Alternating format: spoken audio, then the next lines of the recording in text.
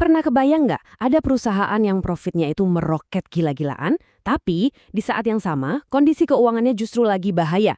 Nah, hari ini kita bakal bedah tuntas laporan keuangan 2025 dari Eksploitasi Energi Indonesia atau yang kita kenal di bursa saham dengan kode CNKO. Ini bakal jadi sebuah cerita bisnis yang jujur aja penuh banget sama hal-hal yang kontradiktif. Kita akan kupas cerita ini langkah demi langkah ya. Pertama, kita kenalan dulu sama Chen Keho ini siapa sih? Terus kita intip dari mana aja mereka dapat duit. Lanjut, berapa banyak yang beneran jadi untung. Habis itu, kita cek kesehatan keuangan mereka. Dan yang terakhir, kita tarik kesimpulan besar dari semua angka ini. Oke, kita langsung aja masuk ke bagian pertama. Siapa sih sebenarnya pemain di balik kode saham CNKO ini? Jadi, CNKO ini mainnya di sektor energi, lebih spesifiknya lagi di distribusi batubara. Tapi coba deh lihat baris paling bawah. Nah, ini yang bikin menarik. Statusnya pemantauan khusus. Ini tuh kayak lampu kuning dari bursa yang ngasih sinyal kalau ada sesuatu nih yang perlu kita gali lebih dalam. Nanti kita bakal tahu kenapa. Dan jangan salah, CNKO ini bukan pemain kecil loh. Mereka punya beberapa anak perusahaan yang gede-gede, yang bisnisnya itu dari hulu ke hilir. Ada yang nambang, ada yang dagang. Ini nunjukin kalau skala operasi mereka itu cukup masif. Oke, operasinya besar. Pertanyaannya, duitnya datang dari mana aja? Yuk kita lihat gimana performa pendapatan mereka di tahun 2025. Angka pertama yang keluar, wow, gede banget. 1,86 triliun rupiah. Itu total penjualan dan pendapatan mereka selama setahun di 2025. Bukan angka yang main-main kan? Dan ini bukan cuma soal angka besar sesaat aja. Pendapatan mereka itu konsisten tumbuh. Naik dari 1,73 triliun di tahun sebelumnya. Jadi kalau kita lihat dari sisi operasional, bisnisnya kelihatan jalan banget ya. Terus dari mana datangnya 1,86 triliun itu?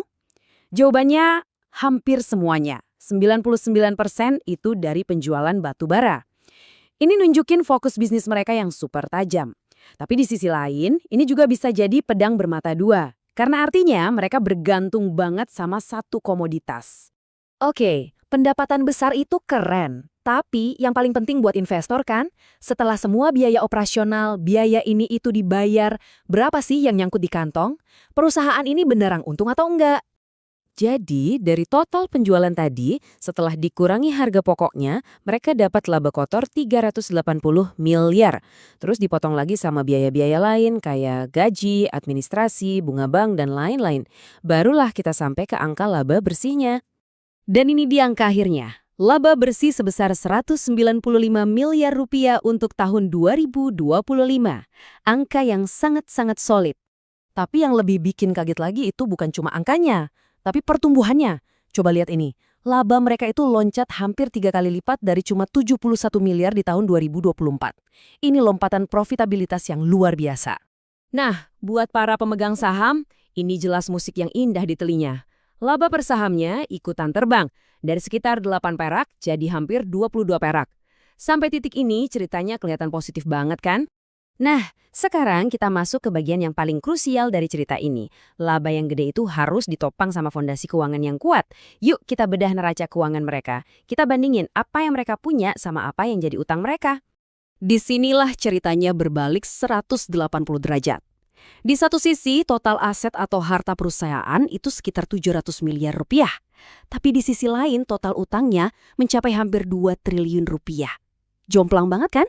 Ini adalah sebuah ketidakseimbangan yang sangat signifikan. Untuk ngerti seberapa serius masalah ini, kita perlu lihat yang namanya ekuitas.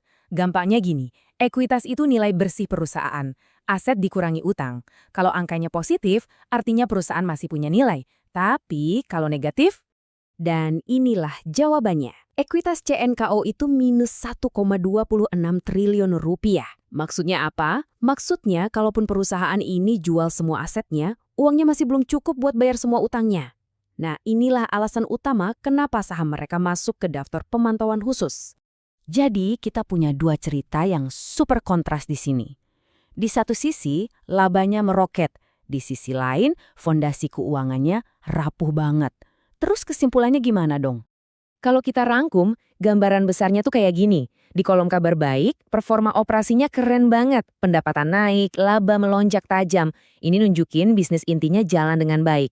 Tapi, di kolom kabar buruk, kita lihat kesehatan keuangannya yang bikin khawatir. Utang jauh lebih besar dari aset, yang bikin ekuitasnya negatif dan akhirnya membuat mereka diawasi oleh bursa. Ini membawa kita ke pertanyaan besar di akhir penelusuran kita. Perusahaan ini tuh ibarat mobil balap dengan mesin super kencang, tapi rangkanya keropos. Pertanyaannya adalah, apakah kecepatan mesinnya ini cukup buat bawa mobil ini sampai ke garis finish sebelum rangkanya keburu hancur? Atau langkah strategis apa yang harus mereka ambil untuk memperbaiki fondasi ini sebelum semuanya terlambat? Jawaban dari pertanyaan itulah yang akan menentukan masa depan CNKO.